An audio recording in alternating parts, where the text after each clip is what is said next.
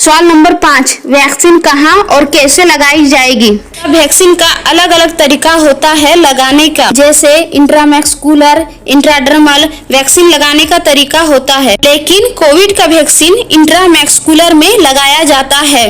सवाल number 6, vaccine के कितने डोज लगेंगे और दोनों के बीच कितना गैप होना चाहिए। दोनों वैक्सीन के 2 डोज है, 0.5 ml और 28 दिन का गैप होना चाहिए।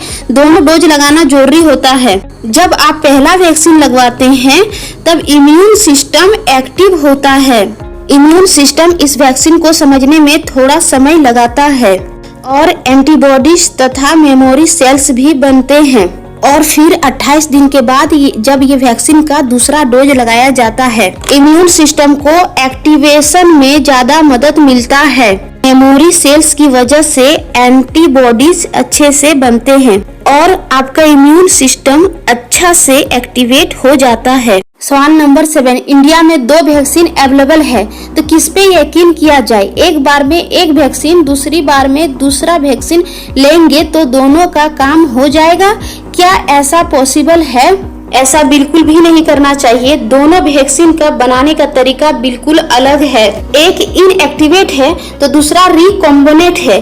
2 अलग अलग वैक्सीन लगा के अपने इम्यून सिस्टम को खुद कंफ्यूज करना चाहते हैं, ऐसा बिल्कुल नहीं करना चाहिए। आपने पहला डोज जिसका लगाया है उसी के दूसरे डोज को ही इम्यून सिस्टम से पहचान कर काम करेगा, अच्छे से आपको सपोर्ट करेगा। फॉर एग्जाम्पल, अगर हम 4G का मोबाइल लिए हैं तो 4G का ही सिम चलेगा, उसमें अगर 2G का सिम डालेंगे तो नहीं चलेगा। इसी तरह से अगर हम कोविशील्ड लिए हैं तो कोविशील्ड वैक्सीन का फर्स्ट डोज सेकेंड डोज दोनों लेना पड़ेगा। सवाल नंबर 8, वैक्सीन के साइड इफेक्ट क्या क्या है। वैक्सीन हमारे शरीर के लिए बिल्कुल एक नया सा रसायन है। जब ये शरीर में जाता है तो इम्यून सिस्टम को इसे रिएक्ट करने में थोड़ा सा टाइम लगाता है। वो रिस्पांस की वजह से शरीर में कुछ बदलाव आते हैं, जैसे कि बुखार और सर में दर्द। ये वैक्सीन लगाने के बाद भी कुछ हल्के से सिम्टम्स आते हैं, जैसे कि बुखार, सर में दर्द, हल्की सी कमजोरी, और जहां पर इंजेक्शन लगाया गया है वहां पर हल्की सी दर्द महसूस होना। ये सब ऐसे साइड इफेक्ट नहीं है जो आपके जान का खतरा हो। डॉक्टर आपसे वैक्सीन देने से पहले आपका सारा जांच करेंगे, आपसे सारे हिस्ट्री लेंगे, आपको सब साइड इफेक्ट के बारे में बताएंगे। वैक्सीन लेने के बाद आपको ऑब्जर्वेशन में कुछ समय के लिए रखा जाएगा। अगर उसी वक्त जो भी साइड इफेक्ट आएंगे उसी वक्त इलाज किया जाएगा। सवाल नंबर 9, ऐसा कौन सा सिचुएशन है जहां पर ये वैक्सीन नहीं लगवाना चाहिए। तो अब सबसे पहला सिचुएशन है, अगर किसी का पहला डोज में ही एलर्जी हो या कोई रिएक्शन हुआ हो तो उस वैक्सीन का, जैसे कि एनाफिलेक्सिस, और अगर किसी को ड्रग्स या फूड एलर्जीज जैसे कि मूंगफली खाने से या फिर सी फूड आइटम जैसे कि फिश, एप्रॉन, और अगर किसी को खून की कमी बीमारी हो पहले से, जैसे कि हीमोफीलिया, ब्लीडिंग डिसऑर्डर, और जिसके अंदर में पहले से प्लेटलेट की कमी होती है। आपको पता होगा अगर किसी को डेंगू हो जाए तो वहाँ पर प्लेटलेट की कमी हो जाती है। ये सारे कंडीशन लागू होते हैं। सवाल नंबर 10, क्या किसी को ब्लड कैंसर है तो वैक्सीन नहीं लगवाना चाहिए। जवाब, ब्लड कैंसर के बहुत टाइप होते हैं। आप वैक्सीन लगा सकते हैं लेकिन अपने डॉक्टर के मशवरे के बाद। साथ में आपको ये भी याद रखना होगा, जो भी ब्लड कैंसर में प्लेटलेट की कमी हो जाती है उस ब्लड कैंसर में ये वैक्सीन नहीं लगवाना चाहिए। सवाल नंबर 11, अगर किसी को डायबिटीज है, ब्लड प्रेशर की बीमारी है या दिल की बीमारी है या कोई और कैंसर है तो क्या वो वैक्सीन ले सकते हैं। ये सारे बीमारी हाई रिस्क ग्रुप है। इम्यून सिस्टम इसका पहले से ही कमजोर होता है, इनको वैक्सीन बिल्कुल लगवाना चाहिए। वैक्सीन इनके लिए ज्यादा सपोर्टिंग होगा, लेकिन अपने डॉक्टर के सलाह लेकर ही लगवाना चाहिए। सवाल नंबर 12, अगर कोई महिला गर्भवती है या बच्चे को स्तनपान कर रही है तो क्या वो वैक्सीन ले सकती है। इस सिचुएशन में वैक्सीन नहीं लेना चाहिए। जब ये सारे सिचुएशन ठीक हो जाए तब वैक्सीन ले सकते हैं। सवाल नंबर 13, इस वैक्सीन के साथ और कोई वैक्सीन या इंजेक्शन ले सकते हैं क्या। याद रहे कि ये न्यू वैक्सीन है और इसको रिस्पॉन्स करने में आपके इम्यून सिस्टम का समय लगाता है। सेम टाइम में दूसरा वैक्सीन या और भी कोई इंजेक्शन लगवाना आपके सेहत के लिए खतरनाक साबित हो सकता है। कम से कम 2 से 3 हफ्ते के गैप होना चाहिए दूसरा वैक्सीन या और कोई इंजेक्शन लगवाने के लिए।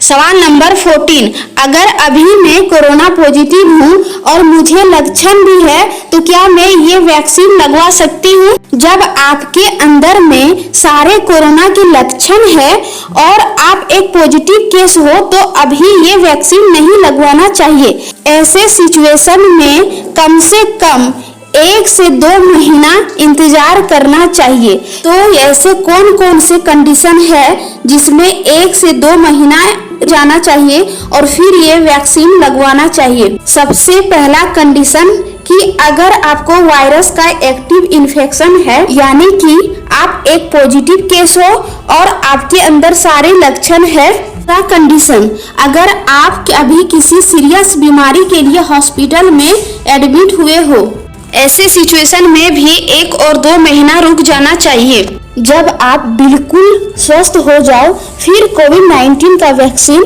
लगवाओ।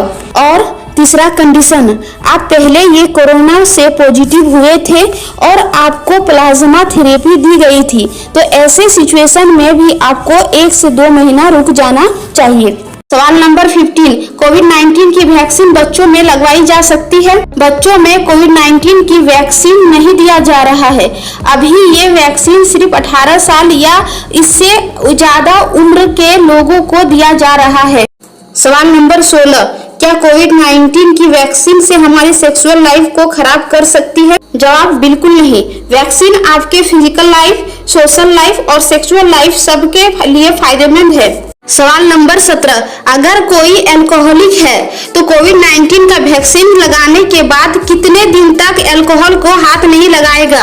जवाब, अल्कोहल इंसान की इम्यून सिस्टम को कमजोर करता है। वैक्सीन लगाने के बाद 45 दिन तक अल्कोहल से दूर रहना चाहिए और शराब तो वैसे भी नहीं पीना चाहिए, शरीर के लिए हानिकारक होता है। सवाल नंबर 18, ये वैक्सीन लगाने के बाद मास्क लगाने की जरूरत है क्या? वैक्सीन लगाने के बाद भी मास्क लगाना और सोशल डिस्टेंस मेंटेन करना बिल्कुल जरूरी है। हम सब लोगों को इम्यून सिस्टम को मजबूत होने में थोड़ा समय लगेगा और पूरी तरह से सेफ्टी के लिए 100% सेफ्टी के लिए कम से कम 70% हर्ड इम्यूनिटी अचीव करना होगा और ये 70% इम्यूनिटी अचीव करने के लिए काफी समय लगेगा। अभी भी फेस मास्क, सोशल डिस्टेंस और हैंड वॉश करते रहना चाहिए। अभी तक मैंने जितने सारे सवालों का जवाब दी हूँ, सारे सवालों का जवाब अकॉर्डिंग टू डॉक्टर दी हूँ। अगर आपके मन में जो भी सवाल हैं तो प्लीज आप मेरे कमेंट बॉक्स में जरूर करें ताकि मैं उसका जवाब दे सकूं। और देखने के लिए बहुत बहुत शुक्रिया।